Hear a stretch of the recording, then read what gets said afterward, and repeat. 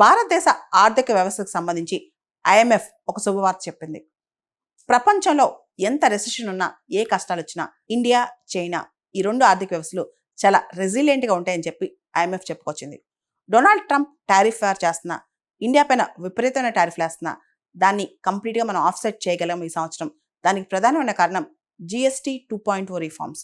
ఈ రిఫార్మ్స్ వల్ల భారతదేశానికి చాలా కలిసి వచ్చిందని చెప్పి కూడా ఐఎంఎఫ్ చెప్పుకొచ్చింది. ఇంటర్నేషనల్ మానిటరీ ఫండ్ కథనం ప్రకారం జిఎస్టీ 2.4 రిఫార్మ్స్ వల్ల మన రీటైల్ ఇన్ఫ్లేషన్ తగ్గింది. దాంతో వస్తువుల డిమాండ్ పెరిగింది, ఎకానమీ బూస్ట్ అవుతుంది. భారత ఆర్థిక వ్యవస్థ ఈ ఆర్థిక సంవత్సరం అంటే 2025-26 6.6% గ్రో అవుతుందని చెప్పి ఐఎంఎఫ్ ప్రిడిక్ట్ చేసింది.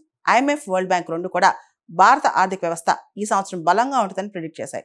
అయితే ఐఎంఎఫ్ కథనం ప్రకారం వచ్చే సంవత్సరం కాస్త భారత ఆర్థిక వ్యవస్థ మందగించవచ్చని చెప్పి ఐఎంఎఫ్ చెప్పుకొచ్చిందనమాట.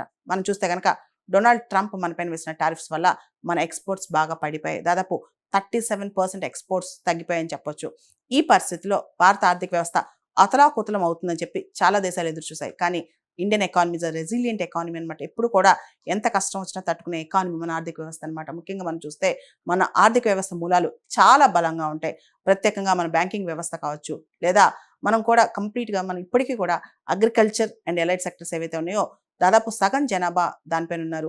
డొనాల్డ్ ట్రంప్ టారిఫ్లు ఎన్ని పడినా సరే మనకి బేసిక్స్ అనేవి, మన ఫండమెంటల్స్ అనేవి ప్రాబ్లం లేదు. దాంతోపాటు ప్రపంచంలో అనేక దేశాలతో పోల్చుకుంటే కనుక మన సేవింగ్స్ రేట్ చాలా ఎక్కువ అనమాట. గత సంవత్సరం మనం చూస్తే కనుక మన సేవింగ్స్ రేట్ 30% పైనే ఉంది. గ్లోబల్ యావరేజ్గా సేవింగ్స్ రేట్ చూసినా 28% లేదు. కానీ భారతదేశంలో సేవింగ్స్ రేట్ కూడా బలంగా ఉంది. అంటే మన బ్యాంకింగ్ రంగంలో మూలాలు కావచ్చు, మన సేవింగ్స్ రేట్ కావచ్చు, ఇవన్నీ చూస్తే భారత ఆర్థిక వ్యవస్థ ఎంత ఆటుపోట్లు వచ్చినా గట్టిగా నిలబడుతుంది. వికసిత్ భారత్ వైపు అడుగులు వేస్తుంది.